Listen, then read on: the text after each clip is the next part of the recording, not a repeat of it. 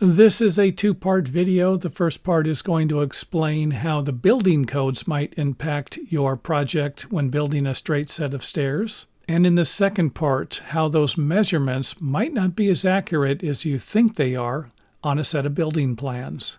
In this video, I will provide you with a few things you need to think about when designing a straight stairway for a two-story house. And the first thing on that list will be how much room you have. Will the stairway actually fit into the space based on your local building codes? And this would include using the maximum riser height and the minimum tread depth measurements. So the first thing I want you to do will be to figure out what those building codes are. And one of the more common building codes for a residential two-story house will be a 10-inch minimum stair tread. However, yours might be 11 inches or it might even be 9 inches. And as far as the riser height goes, that's usually going to have a maximum of 7 3/4 inches. However, it might be 8 inches in your area or even shorter than 7 3/4 inches. So these are the two measurements you need to validate. Then you can do all of the necessary calculations to figure out how long the stairway is going to be and whether or not it will actually fit into the desired location on your building plans. Next up, let's go ahead and take a look at wall locations, floor heights, and again, more minimum or maximum building codes. There will usually be a minimum width between the front of your stairway and a wall or other parts of a building that will force you to either create a shorter stairway or relocate the walls. And most of the time, you're not going to be creating a smaller stairway. And this is a big problem for some of our viewers. They want to design a stairway that's going to fit into a particular space without using building codes that were created with your safety in mind.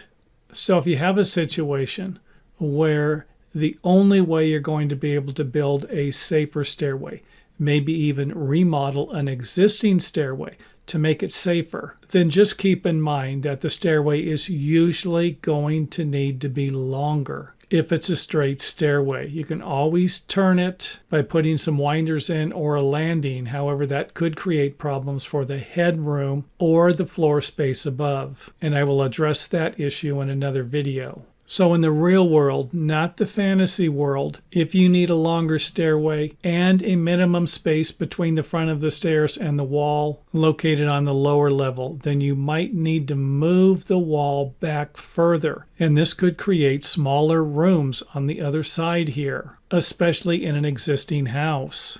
Or you're going to have to move the stairway, and in some cases, structural framing components and concrete footings in the opposite direction to make it work.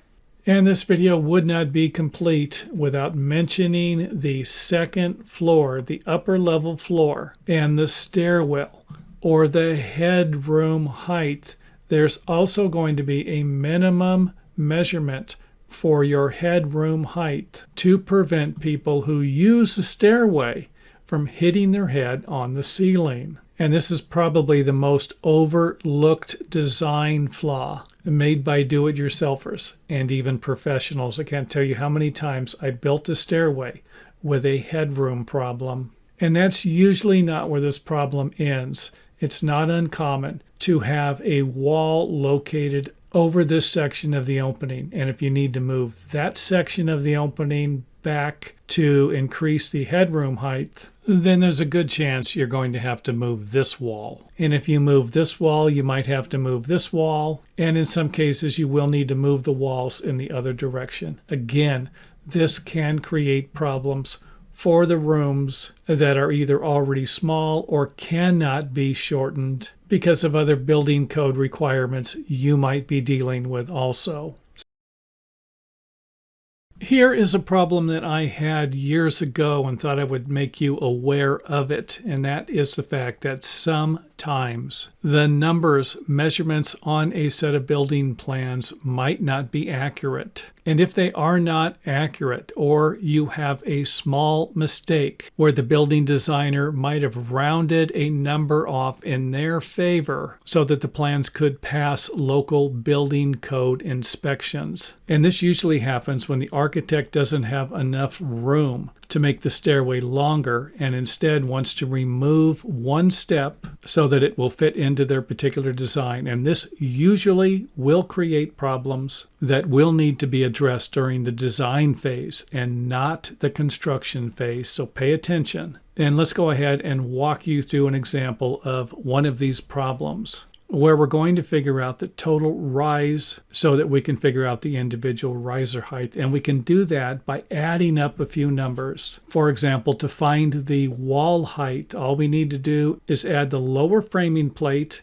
and the two upper framing plates together to get 4.5 inches, and then add our wall framing stud height of 92.25, 92 inches, to get a wall height of 96.75. Then we're going to increase the wall height by 1/4 inch because of variations in the lumber sizes and gaps in between the framing components. And then our joist are 7.5 inches, floor sheathing 3/4 inch. We're going to add those numbers together to the 97 inches to come up with 105 inches, or 8 foot 9 inches. Then to figure out the individual riser height for our stairway with 14 risers, we're simply going to divide 14 into 105 inches, and that gives us a 7.5, a 7.5 inch riser height, which would be acceptable for most building codes in buildings with less than 50 occupants.